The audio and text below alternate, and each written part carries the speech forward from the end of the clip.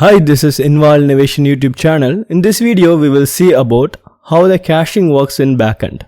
This is a comprehensive video covering different system design topics in caching.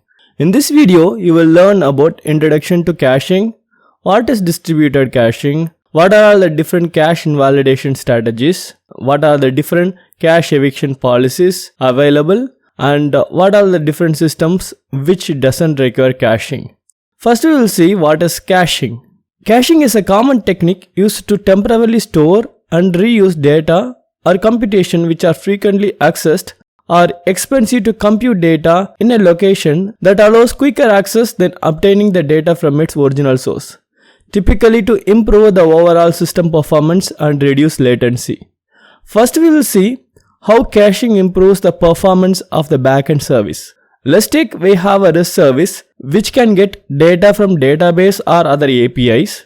Now we have a load balancer which gets the input request from the user and distributes the request across multiple servers. And these servers talk to the Postgres database to get the data. For this API request performance, other than the network latency, the response time heavily relies on the database performance. If the query is complex or if the size of the database is huge, then the time to retrieve this data is high. Let's consider it takes 40 seconds for the database to return the search result. Even if the same request is sent again, it will take the same time. Now we will see how the caching reduces the latency in this particular case. We have introduced a cache layer in between the server and the backend resources. Let's take we are sending the request with the ID as 123. The server checks if the data is present in the cache. Since this is the first time server getting this request, the data won't be present in the cache. The server gets the data from the Postgres database and caches this data in the cache. So it takes 40 seconds for this request to complete. Now the same request is sent by a different user. Then server checks the data whether it is present in the cache. Data is present in the cache. So the data is retrieved from the cache instead of getting it from the database. Here, the retrieval from the cache takes only 2 seconds. With the cache, the latency is reduced from 40 seconds to 2 seconds. This is server-side caching. Caching can also be performed at various levels. They are at the user machine or in the user browser, storing copies of static resources like images, CSS style sheets, and scripts on the user's browsers, reducing the need to re-download these resources when revisiting the same website again, thus by reducing the website's page load time considerably. At the content delivery network, a content delivery network CDN is a distributed network of servers strategically positioned across various geographical locations to deliver web content with a goal to reduce latency. CDNs work by caching and delivering content from servers that are geographically closer to the end users, thereby reducing the distance the data need to travel from the original destination. To learn more about the content delivery network, refer to my video tutorial on content delivery network. At the load balancer level, load balancer is a network device or software application that effectively distributes incoming network traffic or workload across multiple servers or resources. Caching at the load balancer level allows for quicker response to client requests as cached content can be served without involving backend servers. Next, we will see about what are the advantages and the challenges of caching. On the advantage side, reducing the latency and improves performance of the system, improves fault tolerance, and reduces the load in the underlying data store. The challenges of caching are cache invalidation, that is how we can remove the stale or older data so that the system not getting old data. To address this, there are different cache invalidation strategies which we will be seeing shortly in this video. Cache miss incurs more latency than fetching data directly from the underlying data store. This is why caching is not needed for all the systems. We will cover which systems does not need the caching later in this video. May become single point of failure if the cache is not horizontally scaled. We will see how to fix this with a distributed caching. Let's take we have multiple servers which are using the single node of Redis cache. When the load from the application server increases, then the single cache node won't be able to handle all the cache requests, resulting in system failure. To address this, we have local cache per application instance. This will scale well, but the cache miss will be really high since the app server 1 does not have visibility over the cache stored in the app server 2. More cache miss is bad than not having a cache at all because this incurs more latency. So how to address this issue? We can use the consistent hashing. I have a complete video series on consistent hashing. I recommend watching that video. Here I will just cover the gist of the consistent hashing. Here we will have a separate layer for caching. First we will place all the servers in the circular path by hashing the IP address of the server and using the modulo of 360 to get the angle of each server to place. Here the 360 references the angles in a circle. Here we have placed 5 servers in the circular path, then place the data in the circular path as well, using the hash and the modulo of 360 to find the angle for each data. From here, the data will be linked to the nearby server. We can either use clockwise or anti-clockwise direction to link the data to the server. Here we will use the clockwise direction. Follow the same when we get a new data. We can set the replication factor to increase the fault tolerance.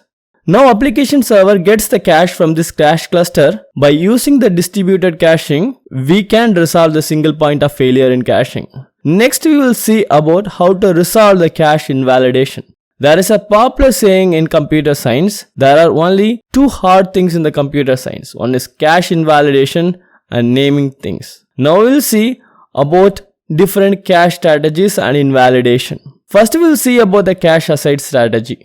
In the cache aside strategy, the client sends the read request to the app server. The application server checks if the key is present in the cache. If the data is present in the cache, then the corresponding value is returned to the client.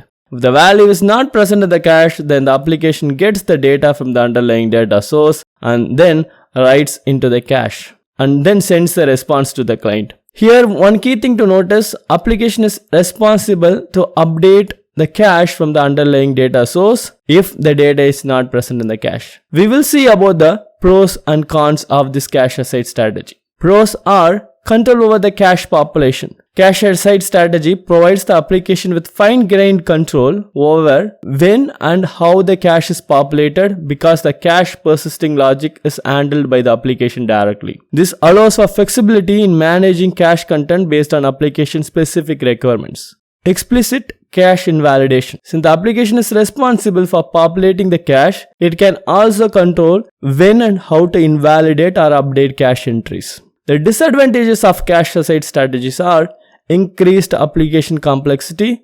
The application complexity considerably increases because it also manages the data population to the cache. The next disadvantage is risk of stale data. If the application does not manage the cache invalidation effectively, let's take if we are persisting this data to the data store but there is some failure updating it to the cache, then there is a risk of saving stale data to the users. Next we will see about the read-through cache strategy. In the read-through caching strategy, the client sends the request to the application server.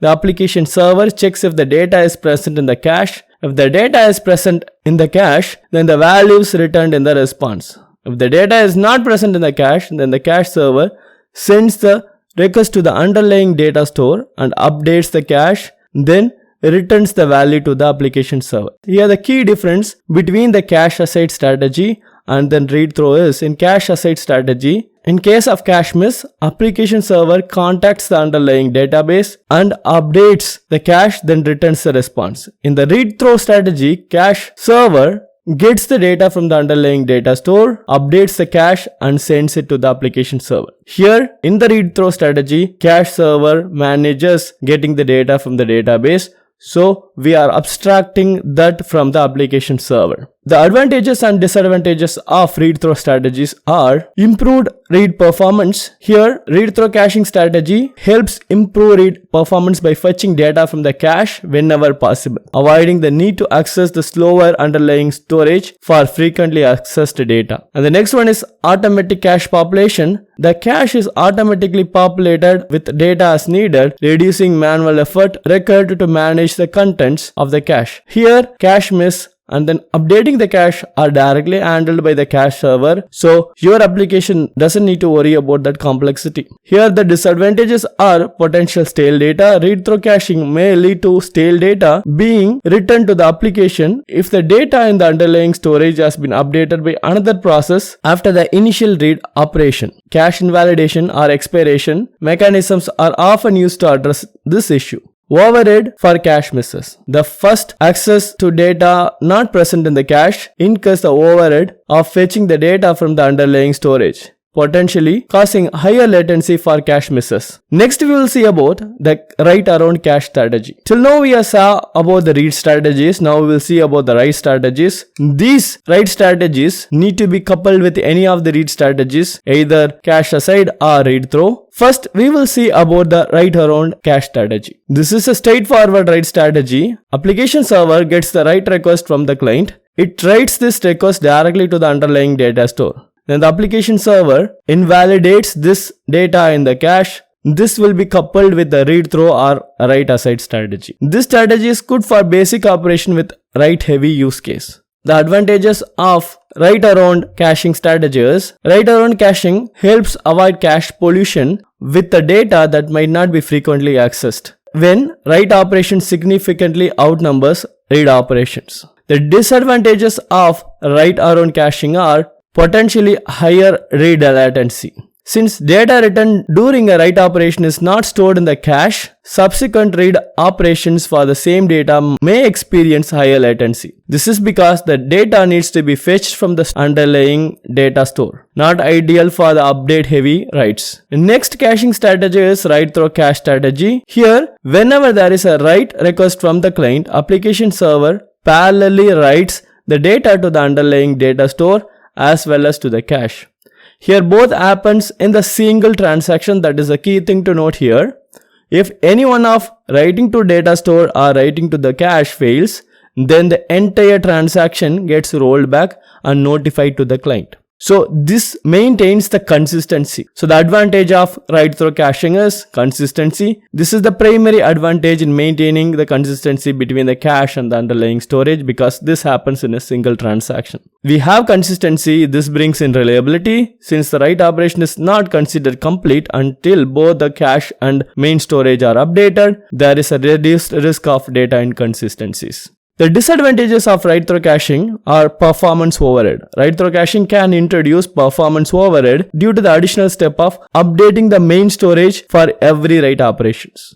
Next, we will see about write back or write behind caching strategy. Here, whenever there is a write request from the client, application server writes into the cache without writing to the underlying data store and marks it as dirty, just to mark the cache that it is not in sync with the underlying data store. This is key thing to note, because here we are just updating the cache, we are not updating the underlying data store and just marking this particular cache as dirty. Now with this we are sending the response to the client that the data is updated. Then all the dirty caches are posted to the queue, which asynchronously updates the underlying data store. The advantages are improved write performance. Here the write back caching strategy can significantly improve write performance by reducing the latency associated with waiting for the main storage to acknowledge each write operation. Reduced I/O operations. Since the write to the main storage is deferred, there are fewer immediate input-output operations, which can lead to better overall system performance. The disadvantages are obviously data inconsistency. The deferred write introduces a window of time during which the cache and main storage can be inconsistent. In the event of a system failure or power outage before the deferred writes are completed, there is a risk of data loss or inconsistency. And this is complex cache management. Managing dirty data in the cache requires additional complexity to ensure that updates are eventually synchronized with the main storage. These are all the different caching invalidation strategies. The common data structure used in the cache is skip list. I have a complete video on the skip list data structure. I have provided that link also in the description. Next we will see about cache eviction strategies. Why we really need the cache eviction? the cache only has a limited storage since these are fast access memory. We need to evict the data in the cache when it reached its capacity to fit in the new incoming data. Cache eviction strategies address this challenge by specifying rules for selecting which items to remove or replace when the cache capacity is reached. There are different cache eviction strategies. In the least recently used cache eviction strategy, we will evict the least recently used content in the cache if the memory capacity is reached. I have complete video on least recently used caching strategy with the implementation of doubly linked list and then hash map, the link of which I have provided in the description. We will see what is LRU cache with this example. We have the data in the cache and the cache reached its capacity. So now we need to put the new element 85. Since the capacity is already reached, we need to evict an element to fit this new data. We have the most recent data in the first and the least recent in the last. So evict 97 from the list and add 85 to the top. Try to get the data for the key 78. The data 78 will move to the first because this is most recently used. Next we will see about the least frequently used cache eviction strategy. Here in addition to the key value, we will also noting the frequency of each element in the cache. The element with least frequently accessed will be removed from the cache. If there are more than one element which is least frequently used, then out of those elements, least recently used will be evicted. We will see this with an example. Here the cache reached the capacity. Now we need to put a new element in the cache. Pick the least frequently used elements from the cache. We have two elements, 51 and 65 with a frequency of 1. Both are low compared to other elements. Here, since we have two elements, we need to pick the one which is least recently used. Out of 51 and 65, 65 is the least recently used and then least frequently used. So we are evicting 65 to fit in the new data. Next we will see about the first in and first out cache eviction strategy. As the name suggests, the element which is entered first will be evicted first, just like Q. Here the cache reached its capacity, so need to evict the first entered element which is 44. Next is last in first out. Similarly, in last in first out, as the name suggests, the element which is entered last will be evicted first, just like the stack. Here the cache reached its capacity, so need to evict the last entered element which is 78. Next is random replacement strategy. This is very simple. Here we are picking an element randomly and we will be evicting that element in case the cache reaches its capacity. Here we are randomly picking 76 and then we are evicting it. Now we have seen about the cache eviction strategies. Next, we will see is caching is ideal for all the systems. We have seen all the advantages and the challenges when we have addressed those challenges with different strategies. While cache reduces latency and increases the system performance, caching is not ideal for all the system design. So there are some exceptions. These are all the key considerations you need to note when you are seeing whether you need to really use cache or not. First, in certain real-time systems where predictability and consistency are far more critical than raw speed, the override introduced by caching mechanism might be undesirable. For example, in real-time financial trading, it is critical to have direct access to the latest market data, stock prices, and other relevant information without any delay. Caching, which involves storing and reusing previously fetched data, introduces latency and may not be suitable for applications where the absolute latest data is required to make split-second decisions. Next, embedded systems with limited resources. In resource-constrained environments such as some embedded systems or IoT devices with limited memory, the overhead of maintaining a cache might be outweigh the performance benefits. These systems may prioritize simplicity and reduced resource usage over caching mechanism. Next is small database or data sets. This is one of the biggest problem I have seen in lot of solutions. Data set might be really small, but people will introduce the caching. Here in this case, this doesn't gonna bring anything significant. Here, rather than implementing the caching strategies, you need to fix your database by having correct indexes and optimizing the query. Those kind of things need to be performed instead of introducing the cache. Next is distributed systems with high consistency requirements. In some distributed systems, maintaining cache consistency across multiple nodes can be challenging. Systems that prioritize consistency over high performance or availability may choose to avoid caching to prevent potential inconsistency between cached data or different nodes. Thanks a lot for watching this video. I believe you might have learned a lot. If you have learned something from this video, share it with your friends, like this content. Thanks for watching. See you in my next video. Thank you.